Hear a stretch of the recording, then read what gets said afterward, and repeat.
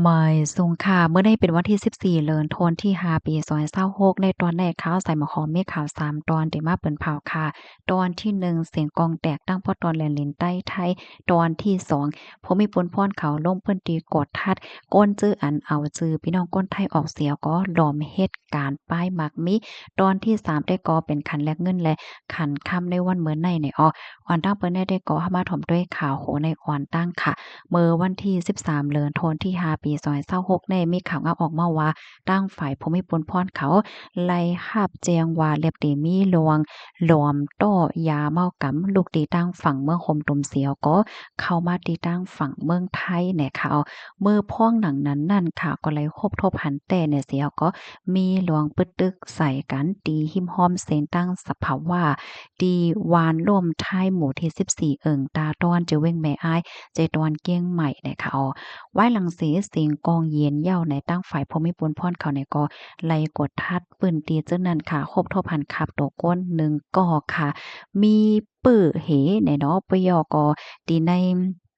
มีเปิกกึกโตไว้อยู่อีแลในมือนั้นซ้ำครบทบหันกองยาวอันเฮ็ดหังก้อยค่ะคาล่ำว่าเป็นก้นตีในเมืองคมตุ้มน่ะเนาะหลอมต่อยาเข้าเมืองไทยเนี่ยหิมห้อมขับตัวก้นนั่นค่ะครบทบหันแทง เปิด2เปิดโฮมทั้งหมดก็ติเป็นอยู่3เปิดนะคะเป็นเปิดอันใส่ยาเมากำใน2เปิดค่ะนับเหย้าเนี่ยก็ตั้งน่ะมันมีอยู่250,000เม็ดค่ะเที่ยงเปิดหนึ่งหั้นใส่ไว้ยาผองขาวน้ำหนักใน11.2กิโลกรัมใน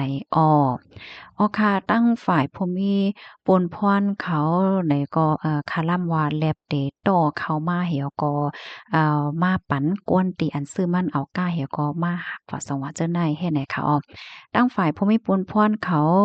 ในก็ไล่ออกคอสั่งค่ะเนาะให้ภูมิพลพรในปืนตีเนี่ยปักดาบไปด้วยตั้งปอตอนแหลนเลนใน24ชั่วโมงค่ะให้มีลองเปลี่ยนปดกันเหี่ยวก็เอาข่มลมเฮ็ดจังได๋คะเหี่ยวก็ตั้งฝ่ายภูมิพลพรเขาเนี่ยก็ไล่เอาโคของอันฮบทบหันตั้งเสียงทั้งหมดใน ส่งกว่าดีโฮงผลิกเสียวก็เปิดตาคับเคืองกว่าจำหนักปักเปิงหมายมีวันเมืองมีในยาวค่ะข้อมูลตอนในคาลิปีมาที่ห้องการข่าวสดออกไว้ค่ะลูกดีข่าวเงาโหในสีแลกำในเฮาค่ะมาถมด้วยข่าวเงาเทียงตอนหนึ่งค่ะในก็ตั้งฝ่ายภูมิพลพรเขาค่ะลงปืนตีกดทัดลองเหตุการณ์ป้ายมักมีว่าจังได๋ไหนเมื่อวันที่13เดือนธันวาคมที่5ปี2026ในมีข่าวเงาออกมาว่าภูมิพลพรหลายปานหลายฝ่ายค่ะไล่โคมกันเสียก็ลงปืนตี กดทัดกวาดล้างก้นนอกเมืองที่อันเฮ็ดจ้องปักเปิงหมายมีค่ะลงปืนดีกว่าตีจะเว้งก่อพังงันเจตอนสุราษฎร์ธานีเนี่ยค่ะไล่กว่าร่วมหอบคอมบันนีใน2ปาก43คอมบันนีค่ะฮอบทอผันคอมบันนีอันลีทางเทิมเป็นนอมินีเหมือนเจิงว่าเอาจื้อก้นไทยออกเหี่ยวก็ล้อมให้การไพ่มักมีค่ะนะพยกโฮบทบหัน ลวงอันลีทางเทิมเกี่ยวเลยลวงการเป็นเจ้าดินลีนว่าสังวาเจ้าไหนเทียง27ปีในตั้งฝ่ายภูมิพลพรเขาในก็ไล่ยึดเอาไว้ดินลีนในหั้นนะตะ37แปลงค่ะตั้งกวางมันได้ก็51ให้2งานเพราะว่ามันนับสอนเป็นเงินก็1ปาก50ล้านบาทนะคะปยก็ไล่ยอบก้น3ก้อในอันยอบไล่แท้ก็มี2ก้อค่ะเป็นก้นไทยค่ะ อย่าเอาตั้งเพศว่าลอยลวงจอยเทียมเปิ้นจอยเทียมกำเทียมว่าสังว่าเจ้าในค่ะเนาะอันนั้นก็ยิบโพนปันก้นนอกเมืองว่าให้แหน่เที่ยงก้อนหนึงได้ก็เป็นก้นนอกเมืองเนี่ยค่ะบ่แล้วได้ก็ปลายไว้ในยาวคาตั้งฝ่ายภูมิพลพรเขากดทัดโทบหันก้นดีอันมีลงเฮ็ดตั้งสร้างเหนือกลนั้นตั้งหมดก็3เห็น7ปาก54ก่อค่ะก้นนอกเมือง2เห็น3ปาก81ก่อเฮ็ดจั่งใดลองตั้งไล่โหย่อยย่ำมันเป็นหือเป็นหาเที่ยงในนั้นได้ก็พอมีปนพรเขาติดสืบกดทัดกว่าเที่ยงไหนค่ะหรือเซ็นนั่นเนี่ยก็ยังไล่ออกคอสั่งให้พอมีปนพรในปืนดีเขานั่นให้ไล่ตังจุ่มเจอเหตุการณ์เสียวโกต้องถามหาข้อมูลลองตั้งไล่โหย่อยย่ำมันเก็บพร้อมตอมจู้ไว้ซักสิหลักฐานว่าสังว่าเจ้านายเฮ็ดให้ค่ะและสังคมทบหันว่าพอมีปนพรขาบการคนลงปองจึง มีรองเกี่ยวข้องจ้อมรองเจิ้นในเนี่ยก็ไฮไลท์คับครึ่งเสียวก็ป่องเลี้ยงปันผมมีปนพรเขากว่า ว่าเฮ็ดไหนไหนค่ะอ๋อค่ะพี่น้องเฮาก็รับถอบย่อหันเถินจังหือพวงไหนค่ะเนาะปันตาหันถึงมาไลค่ะขอมอดอในกอคาเลปิมาที่ห้องการข่าวสดออกไว้ได้เลยว่าเป็นรองใหญ่เด้ค่ะนะเมื่อเหลียวในที่ในเมืองไทยค่ะเนาะตั้งฝ่ายภูมิบุญพรเขาเปิ้นเคียงเคียงกดทัดปัดปื้นโตเมืองเย้าออว่าที่เป็นก้นเมืองไหลก็เหี่ยวค่ะนะป้าเจ็มแห่งการยานเมืองเนี่ยค่ะสั่งว่าจ้องปักเปิงไม้มีเนี่ยได้ก็เตย่ากดทัดติงกับเอาตั้งพิษกว่าในค่ะพี่น้องค่ะมังจื้อก่อนกันปันทหารถึงว่าลวงก้นหมังก่อค่ะเนาะที่เปิ้นเป็นก้นมีเงินหามันก่อก้นที่อันเปิ้นสนใจเหตุการณ์ไผมักมี5เนี่ยเนาะเฮ็ดไปมักมีกว่าลงตื่นกว่าเฮ็ดเนี่ยเนาะเพราะว่าย่าในได้ก็มันก็ลดกว่าเพราะว่าย่ามาเนี่ยค่ะเนาะย่ายอบย่าไหมย่าหังไหนก็สั่งถกเงินอันเก็บหอมตอมจู้ไว้ก็ไหลรับพรตุ้มย้อนป้าแทงลูกกวานเสลายเนาะเฮ็ดแนวกำนั้นเลยเมื่อได้เฮ็ดสังในการตีเลเพียนข้อมูลหมายมีก็เป็นร่องลียุเฮ็ดจังไหนไหนค่ะค่ะลูกดีข่าวง่าโหนน่ะเห็นแล้วกำไดเฮาคามาถ่อมด้วยขันแลกเงินขันคำในวันเหมือนใดค่ะดอ ขันค่ำในวันมื้อนี้เป็นหึงพวงเข้ามาถ่อมด้วยขันค่ำที่ในเมืองไทยอ่อนตั้งค่ะค่ำแดงเนาะเพราะว่าเฮาค่ะมีสีกว่าขาย1วัตต์ในเตขายไลอยู่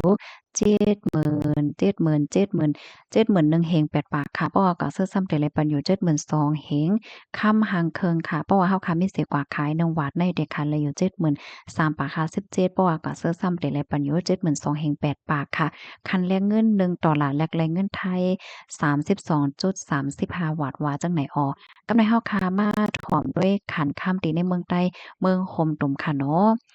คำเซียนปานเก่าค่ะคำแตงเพราะว่าเฮาค้ามีเสียกว่าขาย1แก้มได้แต่ขายเลยอยู่10,420,000ค่ะเพราะว่ากว่าซื้อซ้ำแต่ไรปันอยู่10,520,000คำหางเคิงค่ะเพราะว่าเฮาค้ามีเสียกว่าขาย1แก้มได้แต่ขายเลยอยู่9,800,000เพราะว่ากว่าซื้อซ้ำแต่ไรปันอยู่9,900,000 กำไรเฮามาด้วยเซียนปานใหม่ค่ะ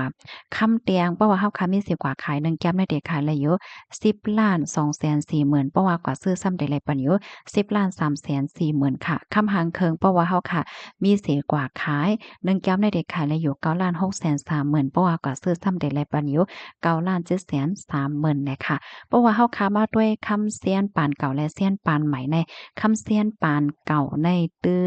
กาเหลือเสียเซียนปานใหม่ค่ะเนาะ ลวงในเฮาค่ะพี่น้องก็มีความถามค่ะเนาะเฮียงและเปิ้นแจกแผไว้เซียนปานเก่าและเซียนปานใหม่ค่ะฮะเนาะเซียนไหลห้องเซียนปานเก่าเซียนไหลซ้ำห้องเซียนปานใหม่นับตั้งเอาปีไหลมาเดียนฮ้องว่าคำใดมันออกมันเป็นคำอันออกปีไหลอันจังก้อยฮ้องว่าเซียนปานใหม่ว่าสังว่าจั่งใดแหน่หลายๆก็แล้วแต่ใครฮู้นั่นก็ป้าค่ะเนี่ยค่ะนะสังว่าพี่น้องเฮาค่ะผู้ฮู้เฮาค่ะฮู้ลองได้ไหนก็ ป้อมหยับใจในซับแรงปานใดแต่ยินโจมเต้เนี่ยค่ะเนาะมันมี2เซียนไว้ค่ะเนาะส่วนตัวค่าในค่ำโอ้โฮลองค่ำแหน่ลองขึ้นลองเสียงลองค่ำสว่าจะมาแทงขันแลกเงินค่ะเพราะว่าเฮาค่ะมีเงินนอกเมืองค่ะเนาะ$1อเมริกันค่ะเตแลกไลอยู่